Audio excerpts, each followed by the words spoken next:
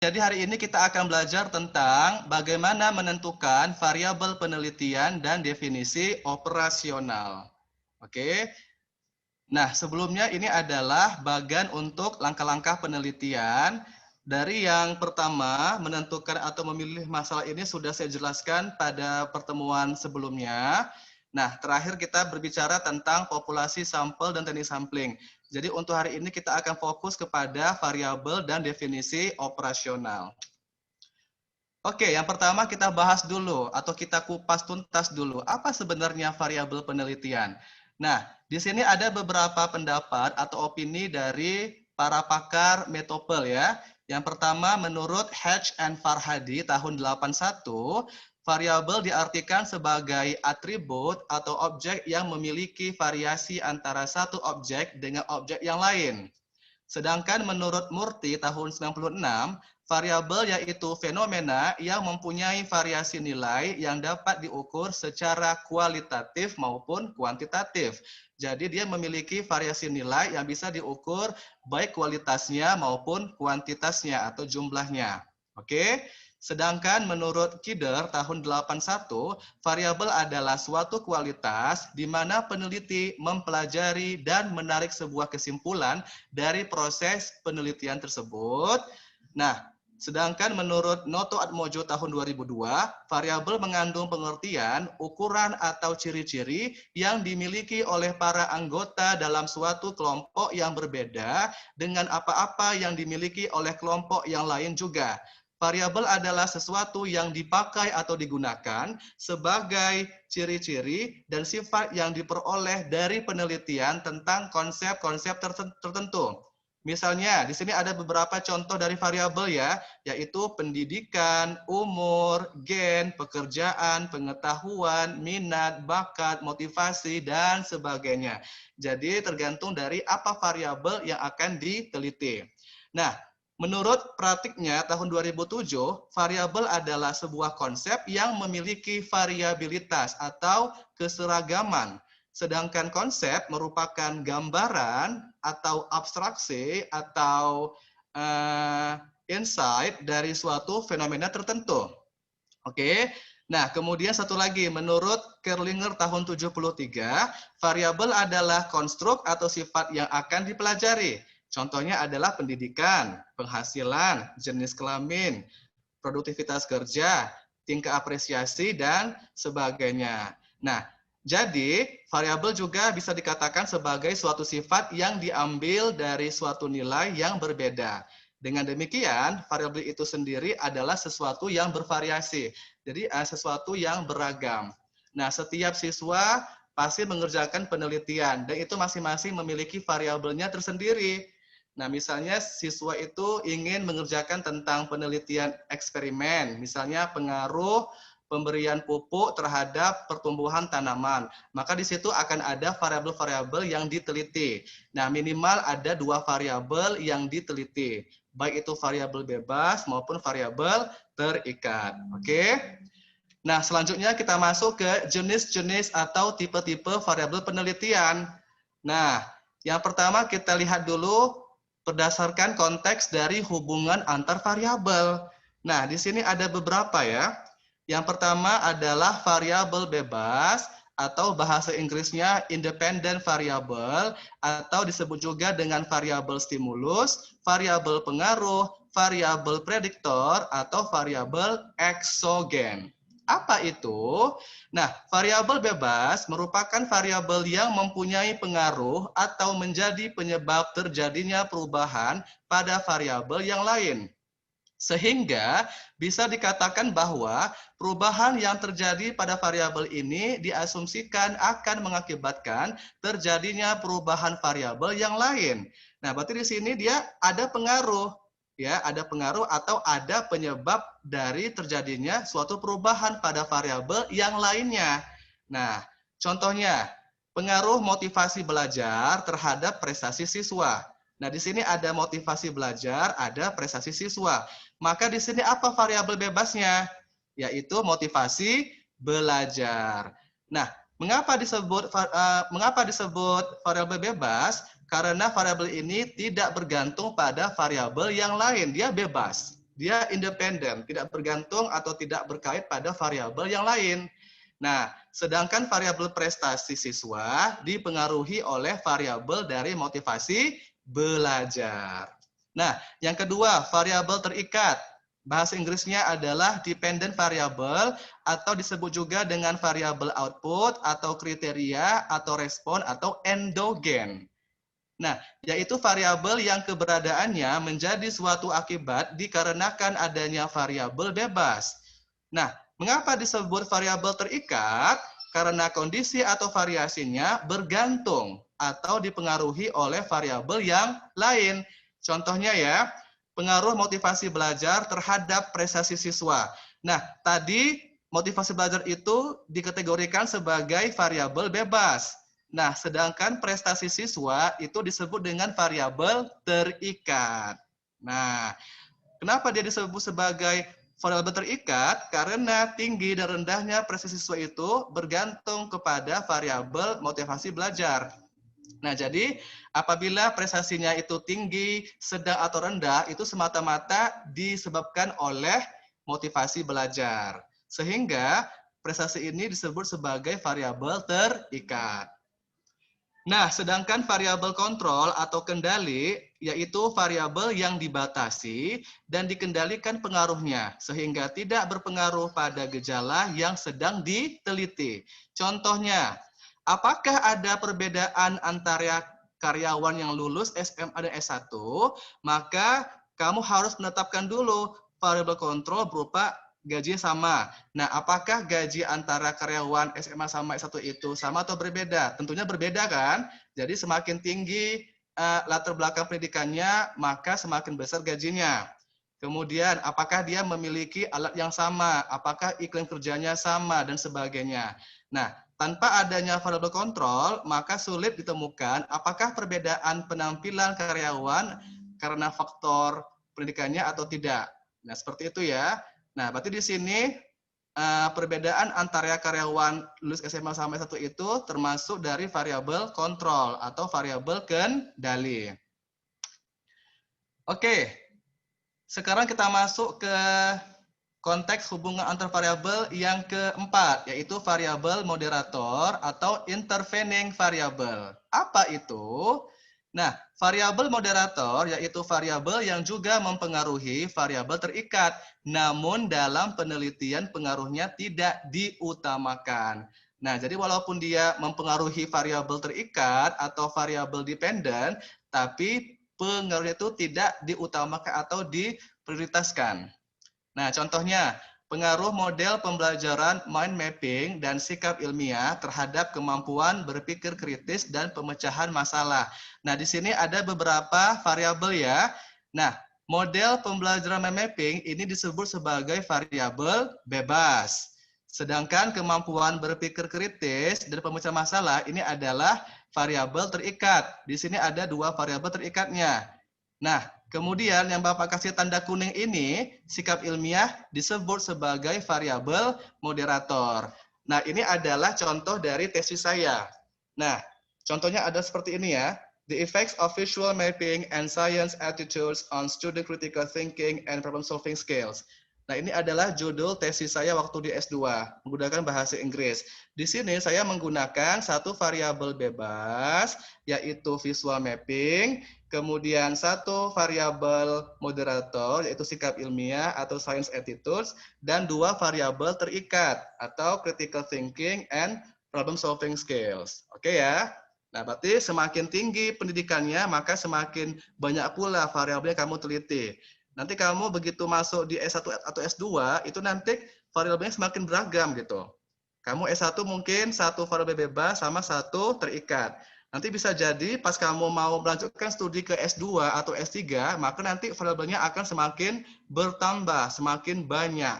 Oke, jadi semakin tinggi kamu kuliah atau kamu melanjutkan program studi, maka semakin kompleks pula atau semakin banyak pula variabel yang akan diteliti.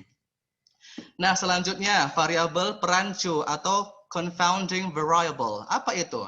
Variabel yang berhubungan dengan variabel bebas dan variabel terikat, tetapi bukan variabel antara. Contohnya, Umur sebagai faktor perancu terhadap hubungan merokok dengan risiko kematian.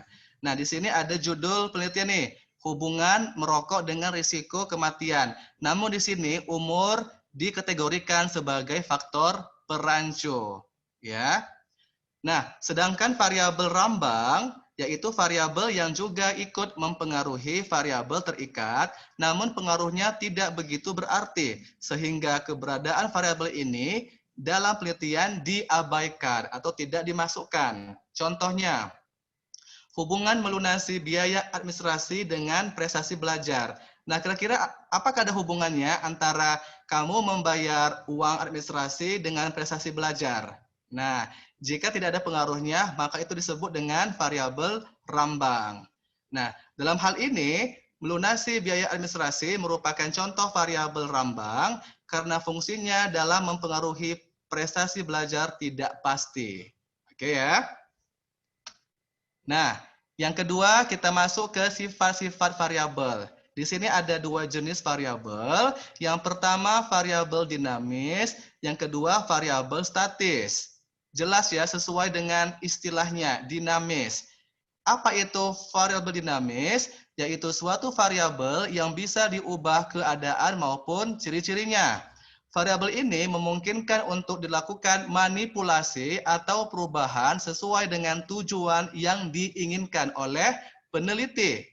Nah, perubahan tersebut dapat berupa peningkatan atau penurunan.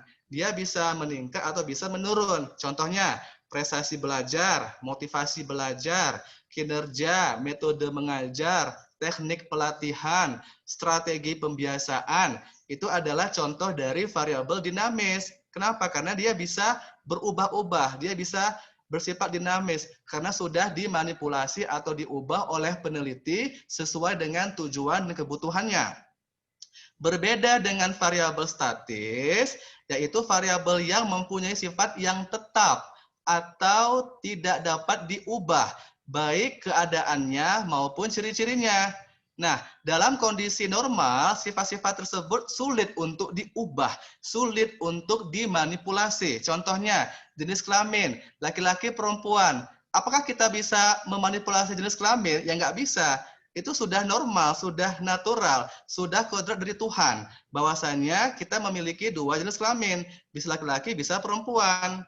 Nah, kemudian usia, agama, ras, status sosial ekonomi, jenis pekerjaan, perkawinan, tempat tinggal, itu semuanya sudah alami, tidak bisa diubah atau tidak bisa dimanipulasi sesuai dengan kebutuhan dari peneliti ya. Nah, jadi di sini kamu harus tahu membedakan mana variabel dinamis, mana variabel statis. Oke, yang ketiga, menurut urgensinya atau pentingnya membuat instrumen atau alat ukur.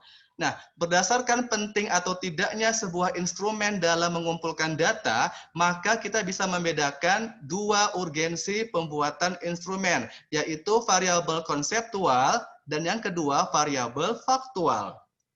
Nah, variabel konseptual, variabel ini tidak terlihat secara jelas, tidak terlihat secara faktual, dan tersembunyi dalam suatu konsep.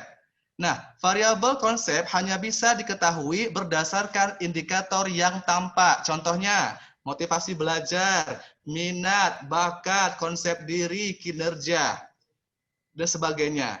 Nah, karena tersembunyi dalam sebuah konsep, maka akurasi atau keakuratan data yang terdapat pada variabel konsep tersebut tergantung pada akurasi atau keakuratan dari indikator dari beberapa konsep yang sudah dikembangkan oleh peneliti. Nah, makanya sebelum kamu membuat proposal penelitian, kamu harus menyusun instrumen penelitian yang jelas beserta indikatornya yang jelas. Misalnya kamu ingin mengukur motivasi belajar siswa atau motivasi belajar seseorang. Ya, kamu harus menyusun dulu apa indikator yang bisa mencapai motivasi dari seseorang. Atau kamu ingin mengetahui bagaimana bakat seseorang atau bakat siswa. Kamu harus menyusun dulu indikatornya. Bisa kamu kembangkan sendiri, bisa kamu lihat dari berbagai macam literatur. Di Google itu cukup banyak contoh dari instrumen penelitian, bisa kamu adaptasi, bisa kamu modifikasi sesuai dengan variabel yang kamu teliti. Oke. Nah, sedangkan variabel faktual kebalikan dari variabel konseptual, yaitu variabel yang nampak atau ada dalam faktanya. Contoh, gen. Jelas gen kita apa kan? Usia jelas, berapa tahun, asal sekolah jelas, kamu sekolah di mana, asal daerah, agama kamu apa background pendidikan kamu, itu jelas, nampak dia. Nah, karena sifatnya yang faktual, maka apabila terjadi kesalahan dalam pengumpulan data, maka akan berakibat fatal, akan menimbulkan kesalahan instrumen. Akan tetapi respondennya, misalnya dia tidak jujur atau berbohong, atau dia memang sengaja mengelabui atau memanipulasi datanya. Nah, seperti itu. Jadi sebetulnya untuk usia, asal daerah, gen, jenis kelamin, agama itu tidak bisa kita ganggu gugat. Ya seperti itu. Kalau memang usianya 15 tahun, ya 15 tahun. Kalau dia sekolah di CTF, ya di CTF. Tidak boleh dimanipulasi atau diganggu gugat. Oke, selanjutnya. Berdasarkan skala pengukuran atau measurement. Ya, ada 4. Yang pertama, variabel nominal, yaitu variabel dengan skala paling sederhana karena fungsinya hanya untuk membedakan atau memberi label dari suatu objek atau subjek atau kategori tertentu. Contohnya, gender, laki-laki atau perempuan, agama, wilayah, ras, apakah Kaukasoid, Negroid, dan sebagainya. Nah, jadi variabel nominal itu merupakan variabel yang memiliki variasi paling sedikit, ya, dan tidak bisa kita ganggu gugat ya. Nah, yang kedua variabel ordinal, yaitu variabel yang memiliki variasi perbedaan, tingkatan, urutan, namun tidak memiliki kesamaan jarak perbedaan dan tidak bisa dibandingkan. Nah, pada urutan ini tergambar adanya tingkatan atau strata. Namun itu semua tidak bisa diketahui secara pasti. Misalnya untuk mengukur status sosial ekonomi, apakah dia rendah, sedang, tinggi, itu memang ada tingkatan. Tetapi kita tidak bisa mengetahui secara pasti. Kita tidak bisa mengukur secara pasti. Nah, seperti itu ya. Sedangkan variabel interval yaitu variabel yang dapat dibedakan, bertingkat, dan memiliki jarak yang sama dari satuan hasil pengukuran. Namun kesamaan tersebut sifatnya tidak bisa dibandingkan, tidak bisa dikompar, dan bersifat tidak mutlak, tidak absolut. Contohnya ya, nah kita sudah mendapatkan raport nih, raport dari evaluasi belajar, diberikanlah angka 4, 5, 6, dan seterusnya, ya kan? Nah, skala penilaian dari angka 1 sampai 10 memiliki satuan 1 per unit, ya kan? 1, 2, 3, 4, dan seterusnya.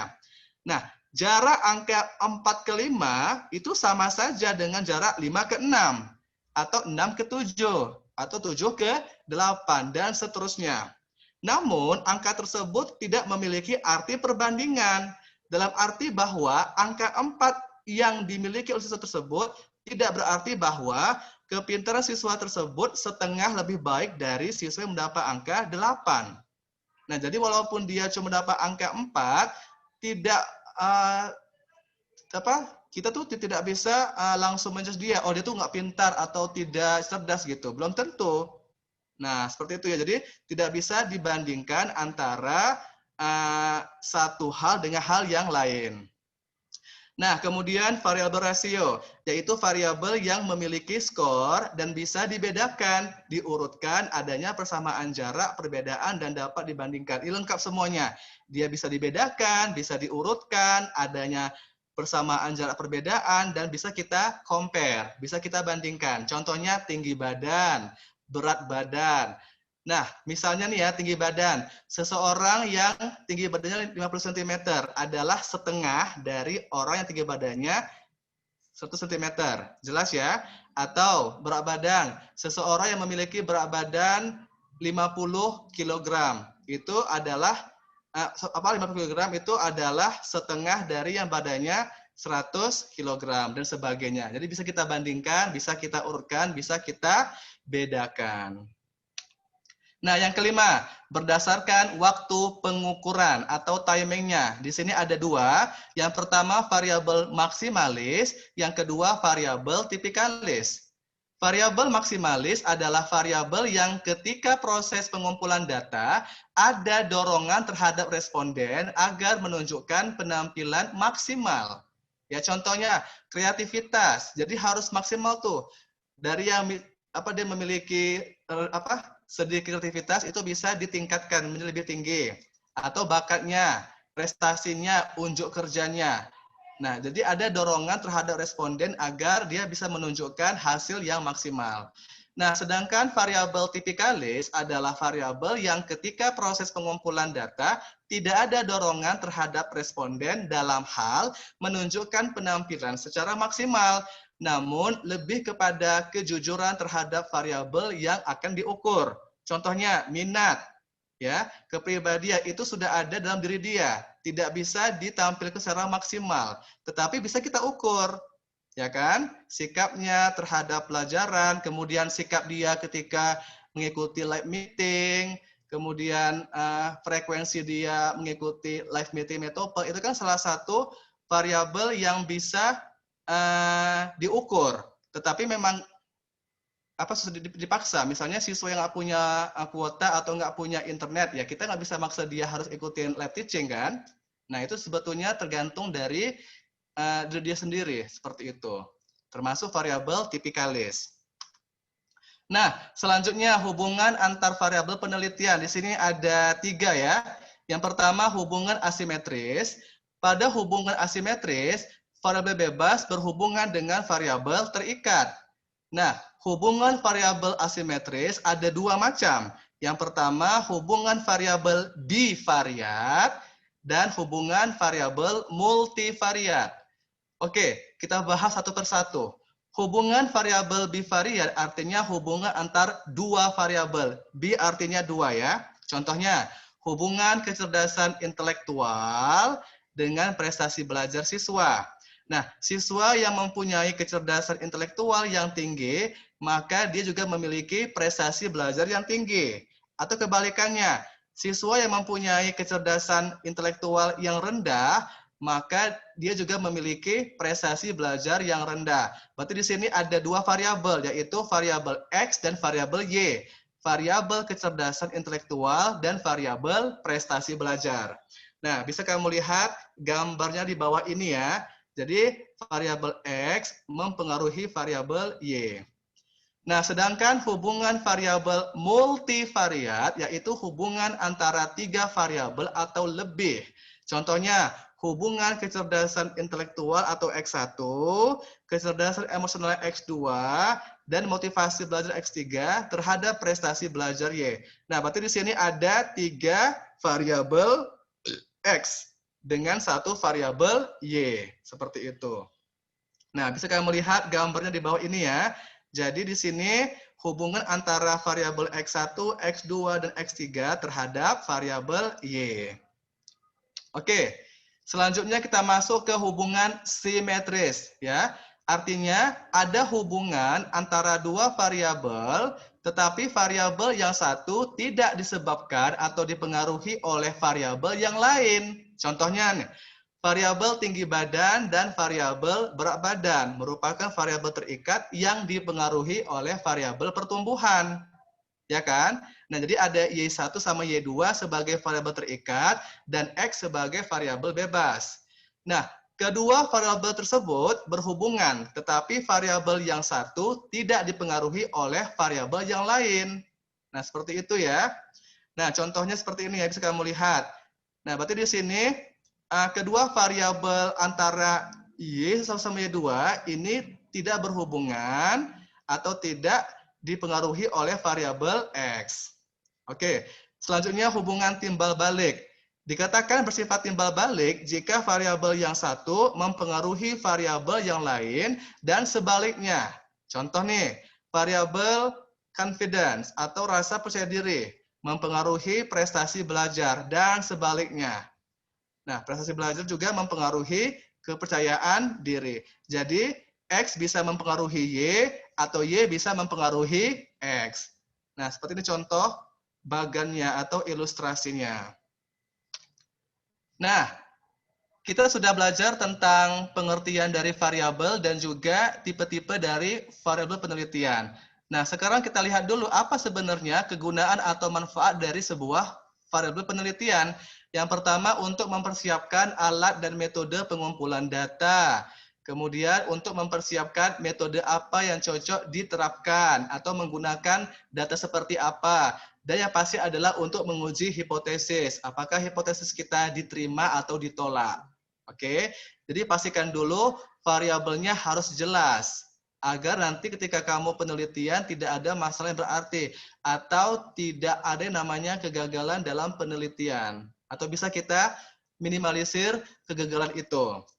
Nah, kemudian variabel yang baik adalah variabel yang relevan dengan tujuan penelitian. Nah, di bab 1 ada namanya tujuan, rumusan masalah, itu harus sinkron, harus relevan. Jadi apa variabel yang kamu teliti, itulah tujuannya, itulah rumusannya, itulah hipotesisnya, dan akan mendapatkan hasilnya. Jadi harus relevan, harus cocok. Tidak boleh berbeda antara rumusannya, tujuannya, dan variabelnya. Misalnya gini, saya di sini ada variabel kemampuan berpikir kritis. Maka di situ apa tujuannya? Harus ada di situ variabel kemampuan berpikir kritis. Atau kamu meneliti tentang variabel motivasi belajar, maka di rumus atau tujuan harus ada motivasi belajar. Jadi harus nyambung. Jangan sampai kamu pengen meneliti tentang motivasi belajar, tetapi di rumusannya adalah konsep diri, udah tidak nyambung atau tidak relevan. Jadi harus sesuai antara variabel dengan rumusan dan tujuan penelitian. Yang kedua adalah dapat diamati dan dapat diukur. Dapat dilihat dan dapat diukur variabelnya. Nah, sekarang kita masuk ke definisi operasional. Ini adalah satu kesatuan dari variabel. Ada di bab 3 ya. Nah, kita bahas dulu pengertiannya. Definisi operasional adalah aspek penelitian yang memberikan informasi kepada kita sebagai peneliti tentang bagaimana caranya mengukur suatu variabel. Nah, definisi operasional atau DO adalah semacam petunjuk kepada kita tentang bagaimana caranya mengukur suatu variabel dan merupakan informasi ilmiah yang sangat membantu peneliti lain yang ingin melakukan penelitian dengan menggunakan variabel yang sama. Misal gini, kamu sudah membuat penelitian tentang motivasi diri. Nah, nanti orang lain bisa melihat variabel kamu. Apakah mungkin mereka tertarik dengan motivasi diri, bisa mereka adaptasi, atau mereka bisa memodifikasi dari variabel kamu. Nah, seperti itu. Karena berdasarkan informasi tersebut, ia akan mengetahui bagaimana caranya melakukan pengukuran terhadap variabel yang dibangun berdasarkan konsep yang sama. Oke ya. Nah, kemudian definisi operasional itu harus spesifik, harus jelas, harus terperinci, tidak boleh bermakna ganda, tidak boleh membuat ambigu atau kebingungan dari peneliti atau pembaca, dan bisa diukur. Oke, nah dengan demikian ia dapat menentukan apakah tetap menggunakan prosedur pengukuran yang sama atau bisa menggunakan pengukuran yang terbaru atau yang berbeda. Oke, nah contohnya di sini Bapak buat dua variabel, yaitu variabel obesitas atau kegemukan dan diet tinggi garam. Nah di sini kita lihat dulu definisi operasionalnya. Apa itu obesitas? Yaitu kelebihan massa tubuh responden yang diperoleh berdasarkan perhitungan rasio berat badan dan tinggi badan pada kurun waktu 3 bulan terakhir. Nah, kamu bisa membuat contohnya sendiri atau bisa kamu lihat di beberapa sumber-sumber bacaan tentang apa sih definisi dari obesitas itu sendiri. Yang kedua, diet tinggi garam, yaitu kebiasaan responden dalam mengkonsumsi makanan yang rasanya asin. Itulah definisi dari diet tinggi garam. Atau kamu bisa membuat berbagai macam variabel, terserah kamu mau pakai variabel apa, tapi disesuaikan dengan apa definisi operasionalnya. Nah, bagaimana langkah-langkah atau tata cara untuk menyusun definisi yang benar? Yang pertama, kamu tentukan dulu variabel yang kamu teliti. Apa variabelnya? Nah, kan nanti nampak di judul kan, judulnya apa, kemudian kamu lihat apa variabelnya. Misalnya variabel motivasi diri. Nah, Berarti kamu di situ harus buat, oh berarti nanti aku membuat definisi tentang motivasi diri yang jelas sesuai dengan penelitianku. Oke. Nah, setelah kamu menentukan apa variabelnya, apa variabel bebasnya, apa variabel terikatnya dan sebagainya, kemudian kamu mencari definisi konseptual yang tepat untuk masing-masing variabel tersebut. Nah, kamu bisa melihatnya di berbagai macam referensi atau sumber bacaan, bisa di artikel, bisa di jurnal, tesis, disertasi, skripsi, atau sumber bacaan yang berkualitas. Nah, kamu bisa melihat atau merujuknya di situ, atau kamu bisa menggunakan wawasan kamu sendiri, atau bisa menggunakan kemampuan kamu dalam mengartikan atau mentranslasikan maksud dari variabel yang kamu teliti, ya kan? Nah, setelah itu kamu identifikasi apa saja yang dapat dilakukan untuk mengukur variabel-variabel tersebut. Nah, kemudian setelah kamu identifikasi, baru kamu memilih cara apa yang benar-benar dilakukan untuk menggambarkan suatu variabel yang kamu teliti. Nah, setelah kamu pilih caranya atau metodenya, baru kamu bisa menuliskan dalam bentuk tabel atau narasi. Misalnya kalau kamu mengerjakan skripsi atau mengerjakan proposal penelitian, nah sebaiknya definisinya harus kamu buat dalam bentuk tabel. Namun, ketika ingin mengerjakan karya ilmiah yang lain, misalnya membuat makalah atau esai, kamu bisa membuatnya dalam bentuk narasi atau kalimat-kalimat seperti itu. Nah, ini tergantung dari apa yang mau kamu kerjakan, baik itu proposal, mengerjakan skripsi, atau bisa mengerjakan tugas-tugas ilmiah yang lainnya. Oke, seperti itu ya. Nah, jadi itu adalah langkah-langkah dalam menyusun definisi operasional. Dan cukup banyak sekali siswa kita ketika dia sempro, mereka bingung dalam menuangkan definisi operasional gitu. Mereka tuh tidak bisa menuangkan sebetulnya apa definisi dari variabel yang mereka teliti gitu. Seperti itu ya. Nah, jadi kamu nanti kelas 10 sebelum mengerjakan proposal, mudah-mudahan bisa mengerjakan definisi dengan baik dan benar ya. Oke, terima kasih. Itu adalah presentasi dari saya tentang menentukan variabel penelitian dan menentukan definisi operasional. Jika ada pertanyaan, silakan ditanyakan. Oke, siswa-siswi sekalian, apakah ada pertanyaan? Apakah sudah jelas tentang materi kita pada pagi hari ini? Variabel, kemudian macam-macamnya, cara menuliskan definisi operasional, apakah sudah jelas? Oke, jika sudah jelas, saya akan memberikan pertanyaan kepada kalian ya. Mudah-mudahan kamu bisa bisa menjawabnya dengan baik. Oke. Nah, tadi saya sudah menjelaskan tentang tipe-tipe atau jenis-jenis dari variabel penelitian ya. Yang pertama adalah variabel bebas atau independent variable. Nah, kalau misalnya saya ingin membuat judul riset seperti ini, hubungan motivasi belajar terhadap prestasi. Nah, manakah yang disebut dengan variabel bebas? Motivasi belajarnya, Sir. Motivasi belajar, Sir. Motivasi belajar. Bagus. Jadi motivasi belajar adalah variabel bebas. Yang manakah variabel terikatnya? Prestasi belajar. Prestasi belajar. Luar biasa, bagus. Nah, contohnya Bapak ingin menunjukkan tesis saya ya.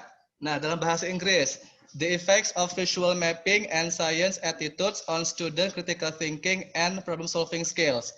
Nah, dari judul tesis ini, yang manakah variabel bebasnya? Map mapping, Sir. Visual mapping, bagus. Yang manakah variabel terikatnya? Critical thinking, Sir. Bagus. Kemampuan berpikir kritis dan kemampuan pemecahan masalah. Bagus sekali. Yang manakah variabel moderatornya? Ilmu kimia, Sir. Bukan ilmu kimia di situ. Apa? Ilmu ilmiah. Sikap ilmiah. Luar biasa, bagus. Nah, berarti kamu udah paham ya yang mana variabel bebas, variabel terikat, dan variabel moderator. Nah, sebetulnya dalam mengerjakan proposal itu sebenarnya siswa mengerjakan dua variabel saja, bisa variabel bebas dan variabel terikat. Jika tidak ada moderator itu nggak apa-apa. Kenapa? Karena sebetulnya semakin tinggi kamu kuliah atau semakin tinggi kamu melanjutkan studi ke perguruan tinggi, maka semakin kompleks pula variabel yang kamu teliti. Oke, jelas semuanya ya? Bisa membedakan antara variabel bebas, terikat, kemudian kontrol, variabel moderator, perancu, dan variabel rambang. Oke. Selanjutnya ya, one more question ya, satu pertanyaan terakhir nih. Saya pengen tanya, apa beda antara variabel rasio dengan variabel interval?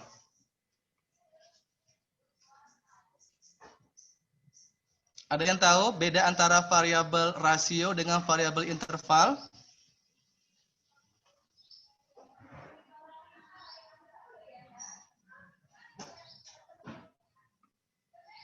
Ayo, apa itu perbedaan kedua variabel itu? Do you know the answer?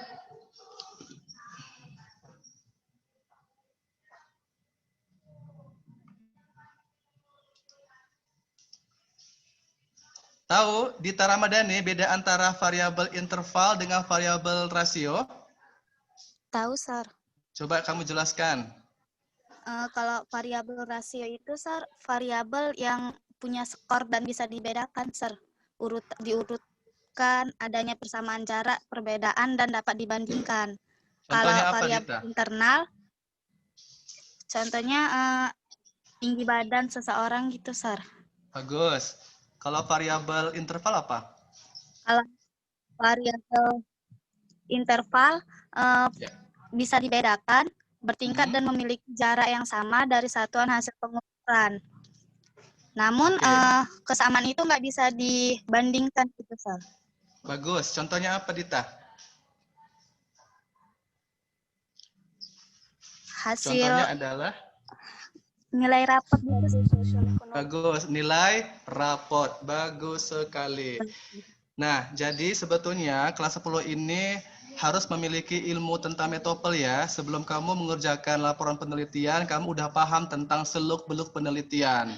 Dan juga kelas 11 yang sudah mengerjakan proposal, kamu juga makin nambah ilmunya, makin nambah wawasannya tentang, oh ini variabel bebasku, ini variabel terikatku, ini sampelku, dan semuanya. Jadi harus tahu semuanya ya tentang informasi mengenai metodologi penelitian.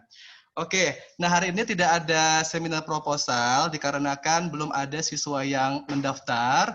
Kemudian juga kalian harus fokus ke UTS atau ujian tengah semester. Jadi untuk sempro hari ini kita tiadakan sampai minggu depan. Nah untuk UTS kamu dari hari Senin sampai Sabtu kan? Berarti untuk 2 kali pertemuan tidak ada sempro. Nah kemungkinan akan dibuka di awal Oktober.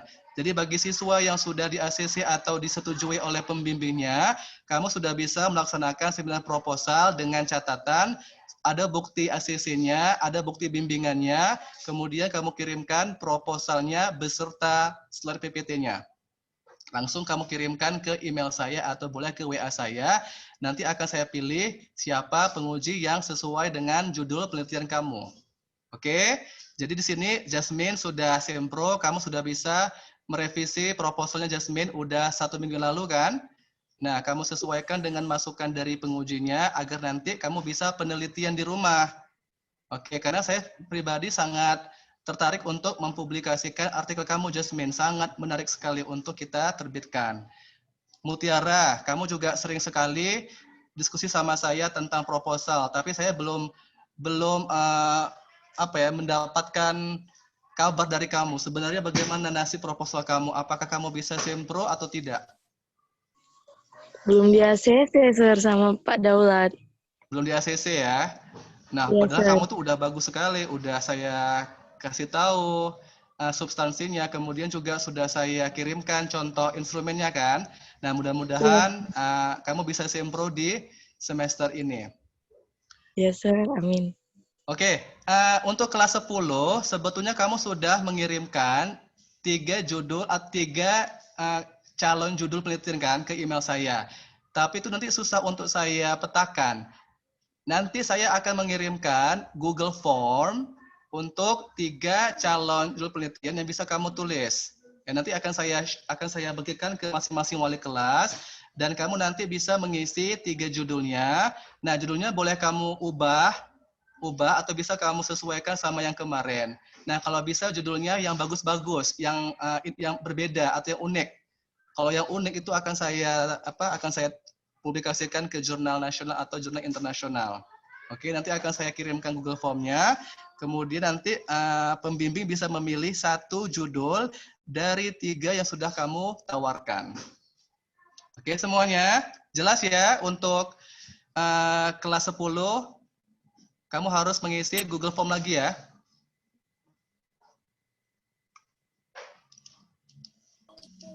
Oke, kelas 11 mau konsultasi atau sudah jelas nih? Nah, jadi untuk nilai riset di kelas 10 itu adalah dari keaktifan siswa mengikuti live teaching. Yang pertama, yang kedua keaktifan dalam menjawab pertanyaan atau memberikan pendapat. Kemudian nanti bakal ada ujian akhir semester untuk mata kuliah atau mata pelajaran metodologi penelitian. Itulah nilai untuk riset.